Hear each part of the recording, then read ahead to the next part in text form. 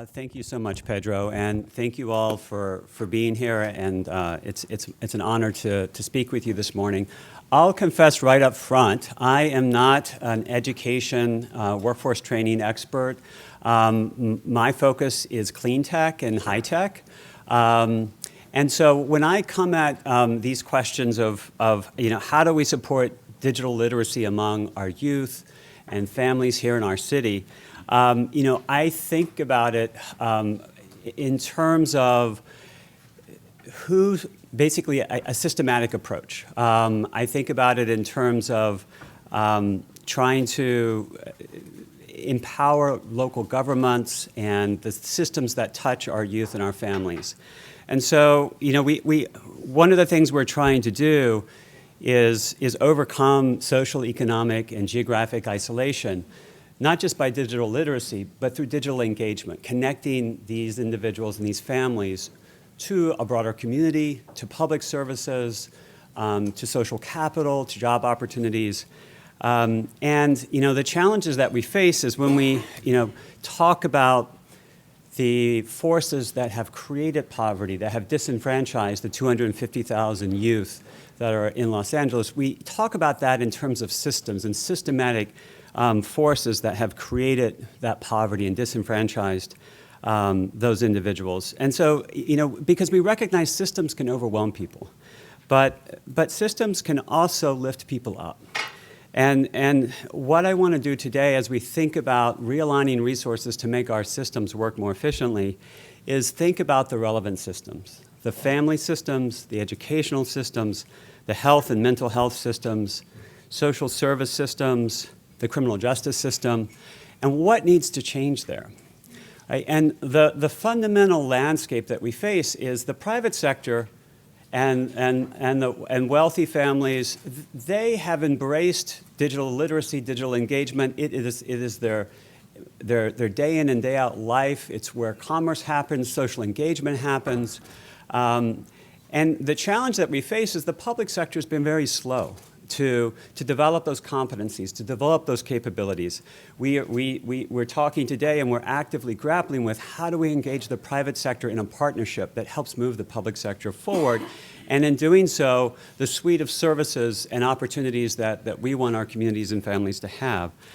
And our charge question for the panel that you're about to hear from is, how should we realign resources for system change? Right? That's this next panel. And I think that we're going to make that resource realignment starting with what we can control first, which is our school systems, our partnerships with our nonprofits, and partnerships with our public service providers via our county and municipal government. And so I want to focus on two programs that are just examples today of how to better align systems to achieve digital literacy and engagement. And each of the programs takes a very holistic approach. It takes a systems approach where we're looking at the overlap of different systems. And the first program is the School to Home program that's supported by the California Emerging Technology Fund. And it really takes a focus of the family system and the school system overlapping. And, as many of you guys know, I think there are over a dozen schools that are participating in this program here in LA. And the program has 10 core competencies that really seek to transform school culture, but also the family system. And notable among these core competencies are and components include sort of the technology bundles for teachers and students, where the students can take the technology home, very active parental engagement and a focus on parental digital literacy, ensuring home access to internet, and lots of teacher learning and teacher support in terms of pedagogical strategy, among several other components. And the goal of this approach is greater student digital literacy and engagement, greater parental digital literacy and engagement, recognizing that parent with multiple kids and embedded in their neighborhood is going to have, there are going to be positive spillovers whenever you enhance their digital access and digital engagement. Very importantly, digital parental access and engagement with schools and teachers so that the parents know when homework assignments are due, and they're better connected to the teachers that are interacting with their students and their kids all day. And then I think also importantly at the school level, greater teacher mastery of the digital tools and digital pedagogical strategies, right? And then stepping back even further, asking school systems to develop and continue to develop, these IT competencies and these capabilities that get embedded as they are in our lives in every single dimension, right? Every communication, managing school systems. There are just lots of benefits to integrating these IT technologies into at the school level. But the program does require realignment of resources, and it requires leadership. School boards have to integrate and adapt their curriculum. The schools have to buy the devices, and they have to develop the capacity to coach teachers and to support teachers in the process. Nonprofit partners have to support parental engagement and the development of all kinds of online resources and a variety of other support systems. And then the private sector, the firms, need to supply the technology bundles and offer internet access at reasonable costs. So, this first program, and there are many examples that have these elements, really focuses on enhancing digital literacy and engagement with a student focus, bringing in the family, bringing in the teacher, bringing in the school system. But we don't want to stop there. So the second example program is a Neighborhood Transformation Partnership program. And the goal there is sort of predicated upon the School to Home program, but it expands to focus on connecting the family and school systems to a broader array of public services and sector services. So, the goal is to connect these families and these youth to mental health services, recreational services, drug and alcohol counseling services, workforce training services, probation officer and law enforcement services, with the broader goal being to not just improve student outcomes specifically and increase educational performance, but also to increase employment opportunities for everyone in the family, to improve health, to decrease crime and decrease community poverty, right? And so the goal is to sort of take that initial literacy that you've established and those improvements within the family and use that as the basis for connecting that family and those individuals to the broader set of resources that the public sector offers them.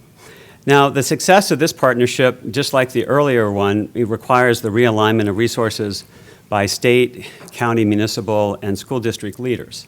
There's a lot of adaptation here. I think the real heavy lifting actually is going to be the transformation of the public sector, I think, in this conversation. In addition to the nonprofits who support the relevant services, how counties and city agencies do their business is going to need to change. Just as the School to Home focused on developing digital tools and the mastery for teachers, the Neighborhood Transformation Partnership focuses on developing digital tools and mastery for social workers, for mental health workers, for probation officers, and others. And that, in turn, is going to require that those agencies rethink how they train their civil servants, how they budget, how they organize themselves and evaluate professional development. But the promise is much more integrated and much more effective service provision. And so that's the goal. When we think about realigning resources, though, I think the background here, and I see this in the work that I do too, the background challenge is transforming public agencies, whether it's a school district, social services, mental health services, Department of Family and Children, giving them the capacity so that once the family has enhanced digital literacy, they can use that and leverage the value of that by accessing more of the opportunities that we're trying to make available to them. And so I think that's the challenge.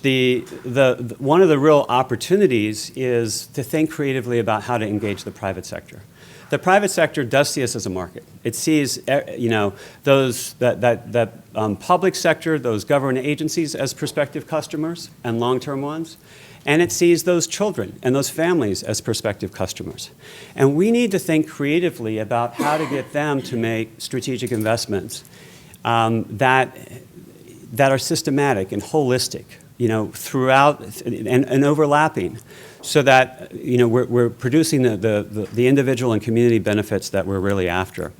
And so my goal was just sort of to tee up a couple of themes and offer you one or two examples, I think, of programs that have embedded in them a realignment of resources that is strategic in its intention, and I think effective in terms of providing a sort of a multiplicity of points of support to try and make the whole system work together. And that's really the challenge, right? Because if you only get a student up through middle school and then everything falls apart, you haven't accomplished as much as you want, right? You want them to have a lifetime process of growth and success. And so I'll stop here. I look forward to hearing the other panelists and active discussion. Thank you guys very much. This has been some very personal work for me. This work is very personal for me. Having started in LA Unified 40 years ago, my mom dropped me off in kindergarten, and I'm still there.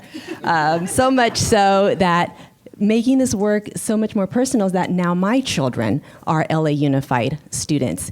And at the turn of the century, my daughter will be 88 years old.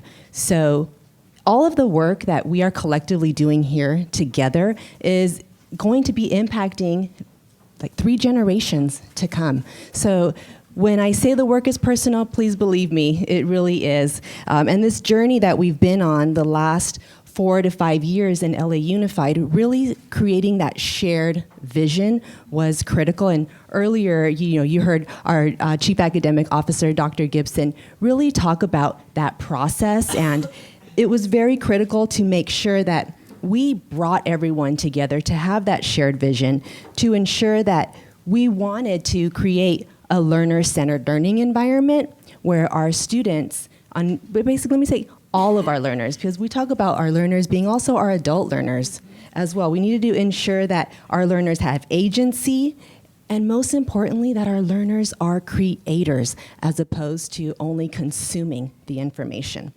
And when we set upon this journey, it was very critical that we had an organizational change management strategy in place, because knowing that we were going to be collaborating across our very large system, we needed to ensure that we had a strategy that would be able to support all of our learners, again, including our adult learners, because these are adult learners who are going to be at the forefront of this change to create a learner-centered learning environment where our learners are going to be taking charge of their learning and creating knowledge. So the management style of organizational change management that we adopted is the Pro-Sci ADCAR. And it was very malleable in the sense that it allowed us to develop various opportunities for professional growth along a continuum. So if you're at a stage of awareness, like, why do I have to shift my instructional practices? We have professional growth opportunities for you. Or if you're already at a stage where I have the desire, I just need some more of that knowledge. I need that pedagogy. I need to understand how it intersects with these dynamic and robust digital tools and resources that we have. And I want to take it to the next level. So we were able to really create some strategic professional learning opportunities for all of our learners, our executive learners, our superintendents, our principals, and most importantly, our educators who are in the classroom.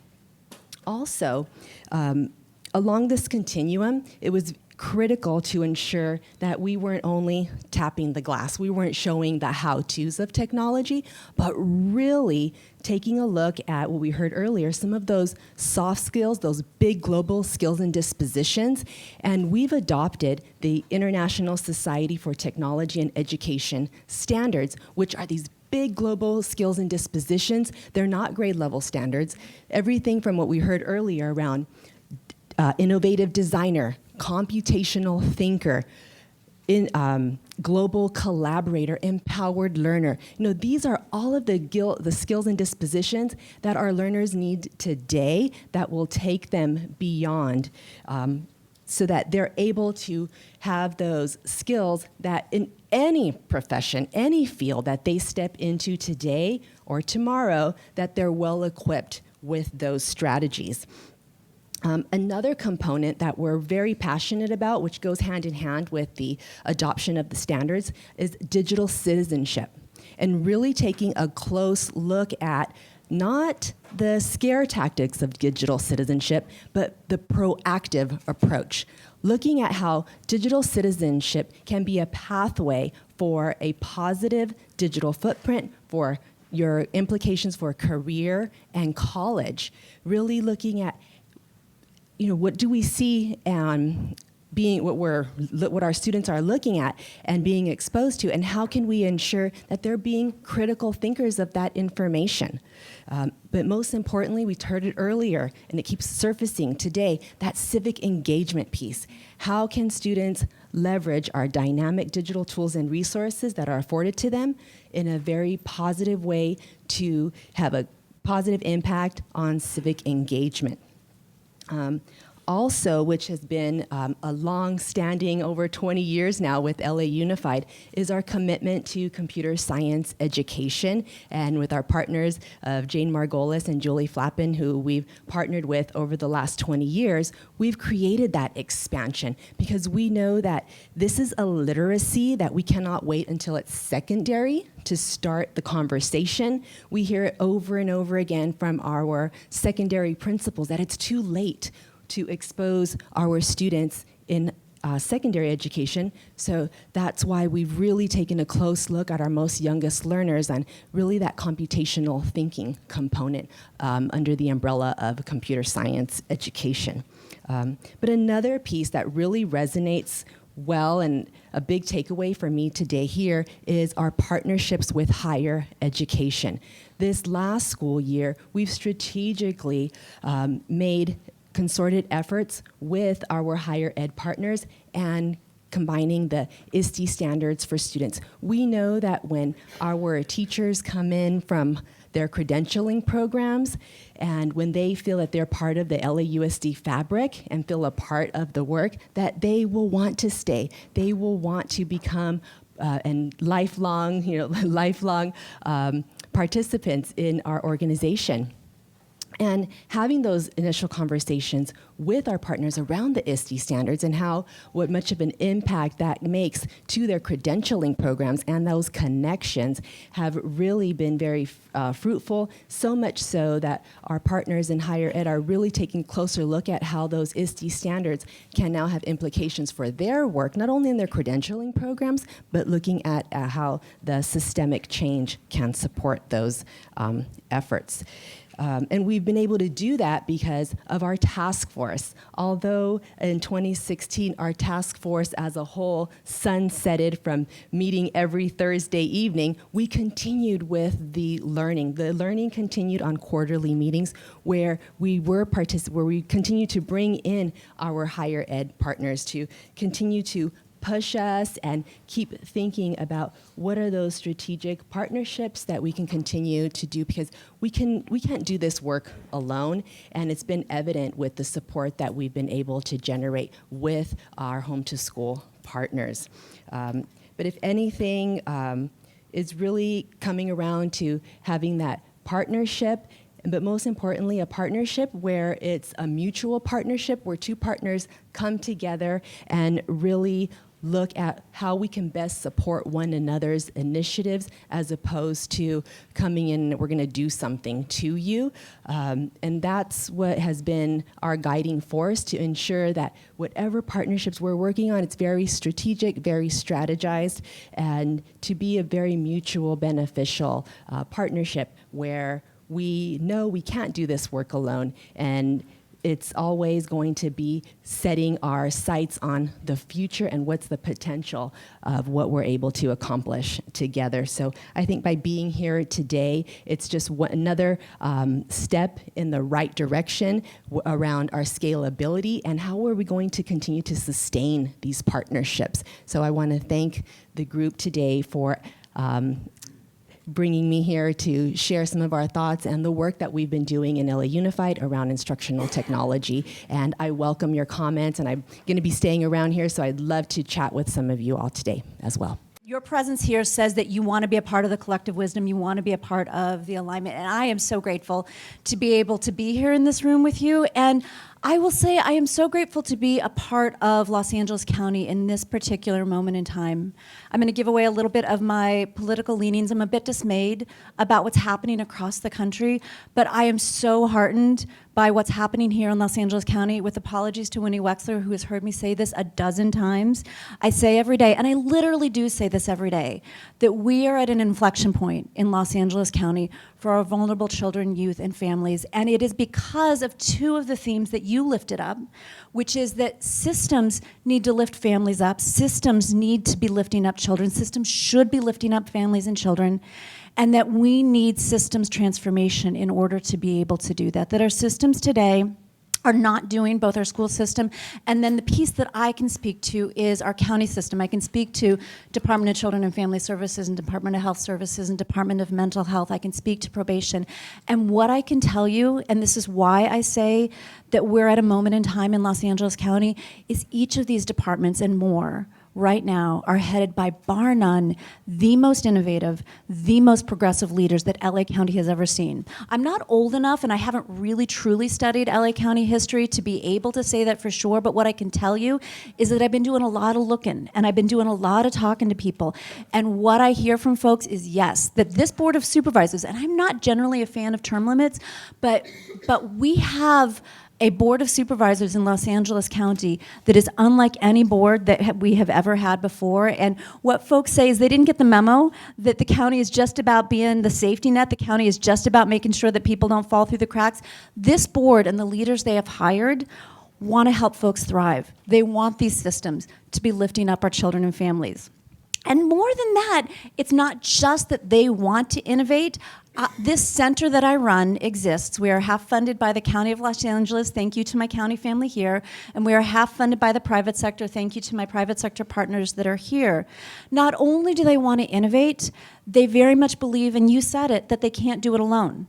They very much believe in the collective wisdom, and they have opened up their doors and said, we, County of Los Angeles, we $32 billion budget, we, the largest county in the entire country, recognize that we can't achieve the innovation that is possible on our own. And so they, in conjunction with the private sector, who very much helped to spur this, they created this Center for Strategic Partnership to help them build collaborations between the public and the private sector. I was smiling so big when you were giving your talk because that's exactly what this county wants to do, and they created this center to help them do that. So we exist to build what we call joint initiatives between the County of Los Angeles and the private sector. And a joint initiative is essentially a project-based systems change, which is to say it gets on the ground. You know, it gets to helping our Department of Public Social Services do more to prevent children and families from entering the child welfare system in the first place. This is actually a true story. I'll tell you a story of one joint initiative. I sat down with Cheryl Spiller, who is the head of Department of Public Social Services, 2 years ago. She has since retired and been replaced by the amazing Antonia Jimenez.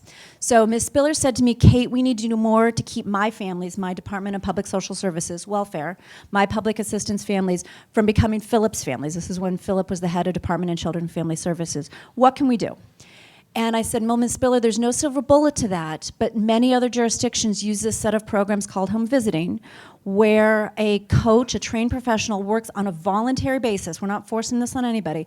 A coach works on a voluntary basis with a family who wants that support, who wants that connection to other services. And what we have found in other jurisdictions is that when that coach comes in and works with families on public assistance, it helps to build on their natural resiliency and helps to strengthen them so that they don't end up having their children ending up in the child welfare system. And she said, all right, but tell you what, I can't spend my money on that right now because there's no proof that that works. And I said, well, let's do this then. If you're willing to commit to a partnership, if you are willing to commit that you would invest in this, if it in fact did prove to be successful, I bet we could find some folks who would invest in it. And we found First 5 Los Angeles and then the RISA Foundation. First 5 Los Angeles invested in home visitors to support 50 families in Region 5 in South Los Angeles. DPSS at the table. The RISA Foundation invested in a, what do we call them, an implementation guide. Essentially, it was honestly, though, a mediator, because these innovative leaders need help in that innovation. They need help in helping these systems work together. So we hired this guy named Will Walker, who was brilliant, to come in and work with the nonprofit, because by the way, that money from First 5 Los Angeles didn't go to Department of Public Social Services. It went out into the nonprofit sector. It went out to an organization providing these services, Shields for Families. So Will Walker came in and he negotiated between, he helped Shields and the Department of Public Social Services figure out how to speak the same language. They set off on this pilot where Shields for Families was then providing home visiting services to families that were walking into Region 5 offices. Halfway before that pilot was even done, the folks from DPSS were getting on a plane to Sacramento to say, Governor Brown, because it was when this Governor Brown was there, Governor Brown, this is working. We need more money for it. Governor Brown put $50 million in his budget across the state, $22 million of that coming down to Los Angeles County, and now throughout Los Angeles County with state dollars, money is going out into the nonprofit sector. It's not going to the County of Los Angeles to provide home visiting services for families walking into DPSS offices across this county. So that's one. Oh, thank you. It's awesome, isn't it?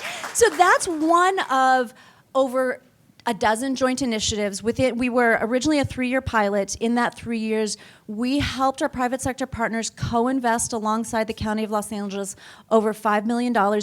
Zero of that money, again, going to the County of Los Angeles, but 100% of those dollars leveraged by the county's commitment to change its systems.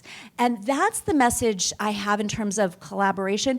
It takes rolling up your sleeves and working together. I can't tell you how many meetings we then facilitated, how many meetings Will Walker facilitated, because transformation, system transformation, actually takes really working together. So what we do at the center and what I encourage us to continue to do together is, all right, it's all good, roll up our sleeves together, roll up our sleeves, sit down, and work together. You know, not just have these big ideas, but think about, like, what does it look like for us to actually change these systems? I'm excited to tell you, and then I will close with this, that this center that I run has been adopted as a permanent part of county government. We moved in October to the Chief Executive Office, and we now have an expanded scope that includes not just child protection, but homelessness, immigration, health integration, justice reform, environmental sustainability, and child protection. Yeah, but you know what? We are continuing to focus. I know it is big, but we are continuing to focus on vulnerable children, youth, and families with an equity lens, because we believe very much that that's where the momentum and the energy is in both the public and the private sector. So, thank you. Good morning, everyone. It's so great to be here amongst friends and new faces. I'm Lisa Salazar, Policy Director for Workforce. I work very closely with my colleague Steve Zimmer on education policy as well in the office of Mayor Eric Garcetti. So thank you for allowing me to be here. Yeah, we know this. We know that systems change is only achieved through collaboration, and it's collaboration amongst the private sector, the public sector, government, education. We've done this before. We know that. To borrow from the African proverb, you know, you can go, if you want to go fast, go alone. If you want to go far, go together. We are stronger together when we work together. You know, reflecting on the remarks of our speakers, Dr. DeShazo and Kate, realigning resources for system change starts with leadership. And I believe that we have that. I absolutely agree with the support that we have currently with the Board of Supervisors and with the mayor. We can do that through policy change, through MOUs where we can solidify the roles and responsibilities of what each of us as an entity brings to the table to help think about how we do these things. The school district, LA Unified in particular, with the leadership there, with Dr. Gibson, who's here in the room, who spoke earlier, with all of the work that they are doing to prepare students, not just for the technology that we have in hand, but really to prepare them for problem solving and analytic skills so that they can take care of us, because they will be taking care of us very soon in the future. We're not getting help from Washington. These solutions are here in the room. We have to work together. We know that. And as long as we rally around what's important, and that is kids, their parents, and the communities, we most certainly can achieve systems change by partnering. Thank you. Hello, everyone.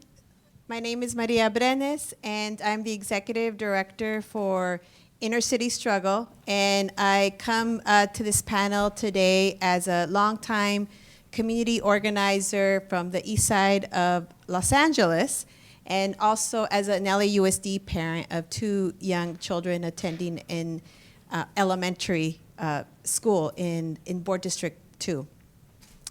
And what our organization has brought to the landscape of LA Unified is the power, the potential, and the voices of young people and parents, particularly those that are most removed from opportunity and access, and have provided them the training and the tools to engage with decision makers and power players.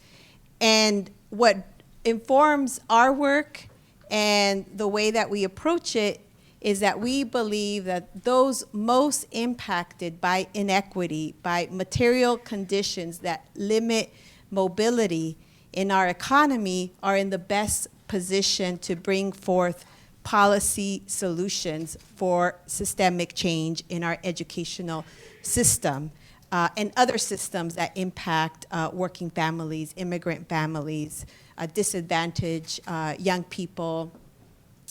And so over our 25-year history, we've marked our 25-year anniversary this year. We have called out the injustices, particularly in education, because we see that as a vehicle not just to close the achievement gap and the opportunity gap, but as a vehicle for larger social change and as a way to interrupt poverty that impacts families through generations.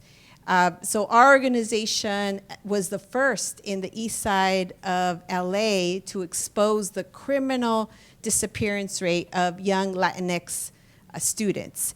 And we were the first to call out the low and alarming college-going rate and the high suspension rate, and exposing the punitive school discipline. And these were issues and concerns that were raised by young people and families themselves. And so when you give people the tools and the opportunity to discuss what is impacting their daily experiences, it creates a platform for change. So we have surveyed in our time as an organization thousands of young people, thousands of families. One of our mandates that was informed by this process, that the majority of young people and parents want for themselves or for their children, their dream is college. So all of our work has been informed by what we see as this mandate. How do we create the conditions to allow our community to fulfill their dream? And so in partnership with other organizations and with inside champions, because we think that the strategy of an inside-outsider approach can be effective. So we have helped lay the foundation for what now is integrated into LUSD, which is A to G for all. When we took on that fight back before 2005, it was a radical notion and not widely expected by the inside of LUSD. And what forced the discussion to change was young people showing up to the board, engaging their administrators at their schools and saying, let us choose our future. Even if young people decide not to go to college, they have the skills, they've met the requirements. So we have built off of that gain, and I think LAUSD is a better district for it. When you see the graduation rates increasing and you see more young people from places like South LA and the East Side being prepared for college. So we see ourselves as partners. We also see ourselves as critical friends. And we're going to agitate on behalf of children, but know that we recognize the role that Inside Champions play, and we're open to ideas and open to ways that we can collaborate. Hello. Hi, I'm Dixon with YPI. It's a real thrill to be here with all you guys, so many friends in the room. I'm personally in love with Sonny McPeak, so it's such a treat that Sonny invited me to be on this panel, and with the whole CETF crew. 3 of our Promised Neighborhood schools operate the School to Home program. It's been a long-standing, fantastic partnership with CETF. I also want to recognize Diana Rodriguez, superstar from YPI, who's here leading this table 3, so sit at that table. While I would agree with what Kate said about that we're in a great place in LA in terms of leadership, I totally agree with that. I would say today's a depressing day for me in Los Angeles. If you've looked at the front page of the LA Times today, voters decided not to invest in our kids at a critical moment when we need investment in our kids in our schools, and the homeless numbers are up in a dramatic fashion, despite the best efforts of Mayor Garcetti, the county supervisors, and so many people in this room. So we've got, I think today reminds us, I try to be an optimistic guy. I think I'm generally pretty optimistic, but this reminds us how hard this work is, how much more we have to do, and how critical this cross-sector, collective impact, systems change work is to get this done. Because we're not going to get another $500 million a year for our school district. And so we got to do this with less money, and we got to do this through partnerships. So our signature programs at YPI are the Los Angeles Promised Neighborhood, Los Angeles Promised Zone in partnership with the city. We place a great emphasis on collective impact, cross-sector systems change. How many partners, Elder, do we have in the Promise Zone now? 75 partners who have signed an MOU to work on aligned strategies within the Los Angeles Promise Zone, to share data across the partnership, to share funding. We've brought about $340 million in federal money. That's slowing down, but we've brought about $340 million in federal money to LA through this work. So we're big believers in that, and we think it needs to scale up. We think we've shown that this work in our Promised Neighborhood, our graduation rates at 87%, our college-ready graduation rate at 71%, more than doubled over 5 years. We've got 4 high schools in the Promised Neighborhood over 95% grad rate. So there's lots of great stuff going on. We all in this room know that this works. We know the impact we can achieve. But we have to tell that story, and we have to take it to scale. And so we have a bill in Sacramento, and our biggest champion, Jenny Johnson from the governor's office, is here with us today. She can tell you all about the bill, even better than I can. SB 686, which is the California Promised Neighborhoods Act of 2019, which Sonny and CETF have also been great supporters of. We just got through the state Senate, which is very exciting. We're now on to the Assembly. This would create 20 promised neighborhoods in California. So 20 communities across California will get the chance to be designated a promised neighborhood, give $5 million in state funding to implement a promised neighborhood strategy. And so we'd love all of your support in that work in Sacramento, and as we try to implement these initiatives both across LA and across the state. So thank you very much. So I apologize. I'm also jet lagged, like my friend Oscar, but I didn't come from El Salvador. I just came from across town.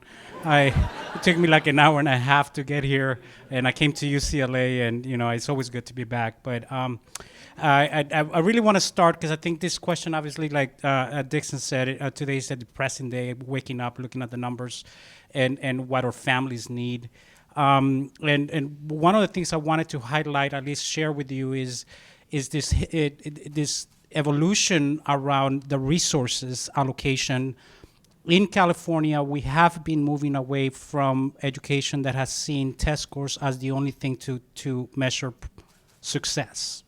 LCFF, as many of you who are in education would know, has shifted some of that emphasis to say there's a lot more than just test scores to actually make our schools work, right? And a lot of those learnings come from nonprofits like Inner City Struggle, that when you look at on the ground, what families are saying we need to be successful is beyond just taking a good test, right? It is about school climate. It is about attendance. It is about addressing needs or homeless. It's about foster youth. The challenge has been that this movement away from this one single way to measure what success is to more what we call in multiple measures hasn't been reflected in the shifting of the budgets. The budgets, if you look at systems, the budgets still primarily are looking very narrowly silo at what the role should be. And one of the things that I would mention, for example, in that example, is that we gotta think broader than when we say resource. We have to think broader than just money. We're talking about all the assets that the institutions have, from their staff to facilities to resources, and how we're leveraging that. And we're a very proud partner with CETF, and in every school that there's a school to home project, Families in Schools partners with CETF, and we do some of the family engagement work on helping improve the capacity of the schools to use technology to connect with the families. And in one of the first pilots we ever did here in LA, we spent the whole summer training families on how to use the email, how to understand laptops that were going to be coming home, and how to see that as a resource. And the number one obstacle that families confronted was that the staff didn't want to give their emails to the parents. So we spent almost 4 months trying to have to think about how to use this technology, yet some of the resources that exist within the schools haven't yet unlocked that power of the family and the youth. There are many times, I would say, the biggest resource in our schools that is untapped is the actual students and the parents that live and work and are in those schools. And I think that we have to be very conscious about that. For Families in Schools that works on advocating on family engagement, who works on the partnerships between schools, what we're trying to do is to help, and we partner with many of the districts, how do we unlock that beautiful asset of the family, whether they're poor, whether they're immigrant, that every single parent has an asset to support their kids' education. And I believe that so much because if that wasn't the case, I wouldn't be here. My parents, a sixth grade education, they never went, they immigrated to the United States. If my thought was that they needed to be educated themselves for them to support me, I wouldn't be here today.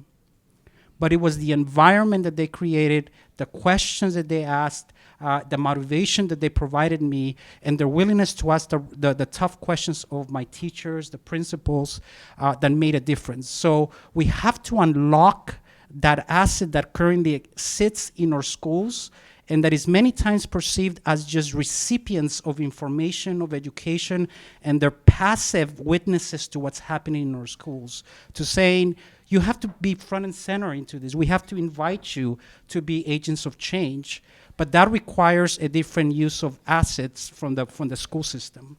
How are our schools welcoming them? How are staff being able to train to work with the youth and the families? And how do we change power dynamics in that way?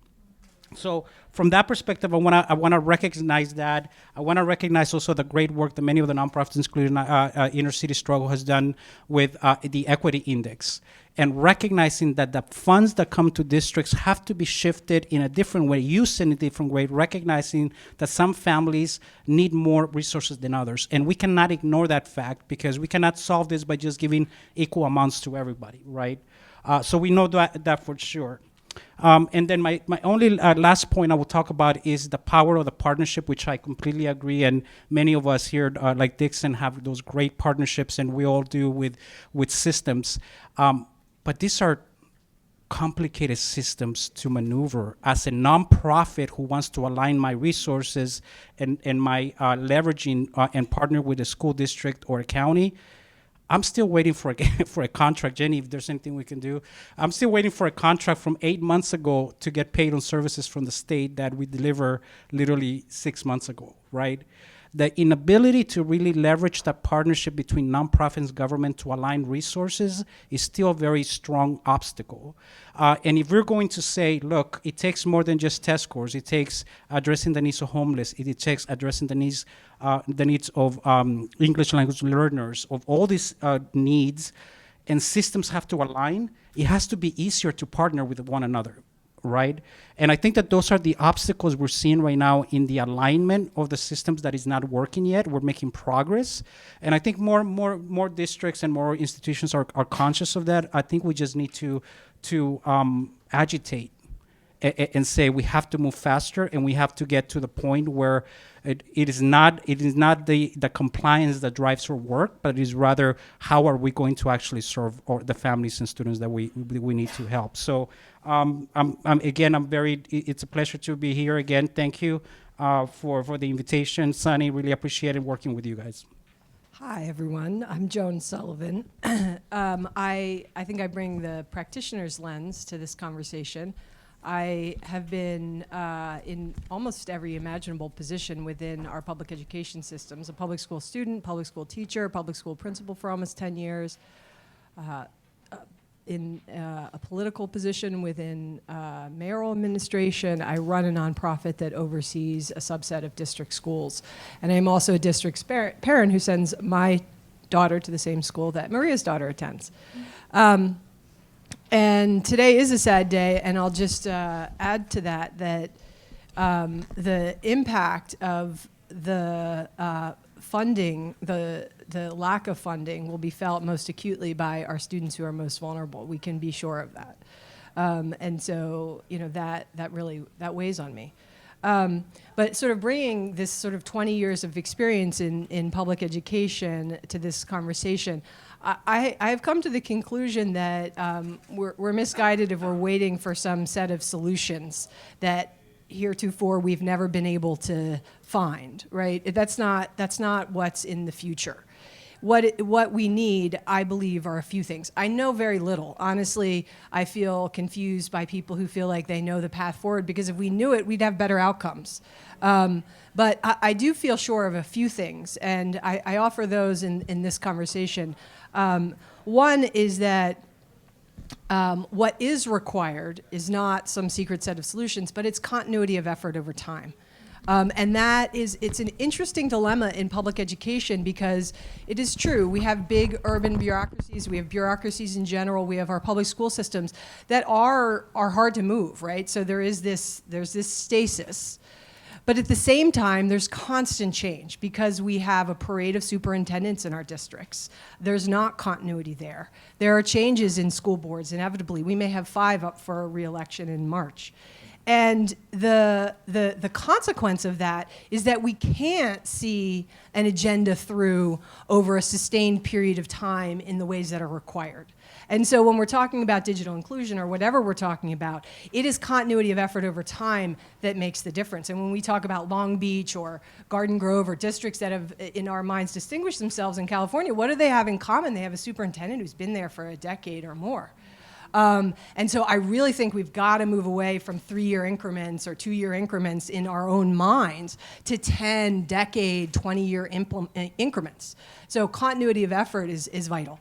I would also say that radical equity is required, right? We can't think of our district as 85% poverty, and so we sort of approach all schools in the same way, right? Our investments have to be dramatically different from school site to school site. And by the way, the school is a unit of change. It is not the district, right? The district cannot come up with solutions from on high that work for 5 schools, let alone 500 or 1,000, right? What districts need to be doing is empowering schools to make much more localized decisions, and they need to be we we collectively, and this is the challenge we face with EE's shortfalls, is that we can't, when the dollars are cut, it's also a threat to the equitable investments we've been trying to make that really do make a difference. And even if you take a slice of schools at the highest level of need, you need to invest dramatically differently at each of those schools to get the kind of results that close equity and achievement gap, opportunity and achievement gaps. So I'd say it's a continuity. It's a real deep, profound commitment of equity that requires some of us to give something up.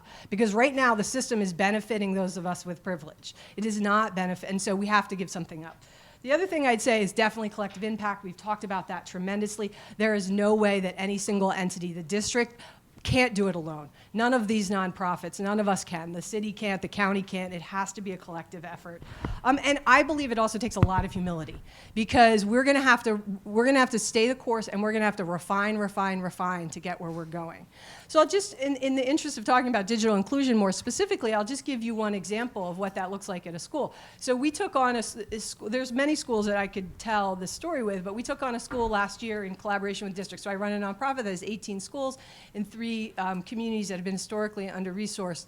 We took on a school a couple of years ago, Grape Street Elementary, which is on the high level of the needs index that Oscar just referenced, and it's Grape Street Elementary. Grape Street Elementary had 2 laptop carts in a school of 700 kids. They were in the closet until testing time, so kids didn't really get access to them.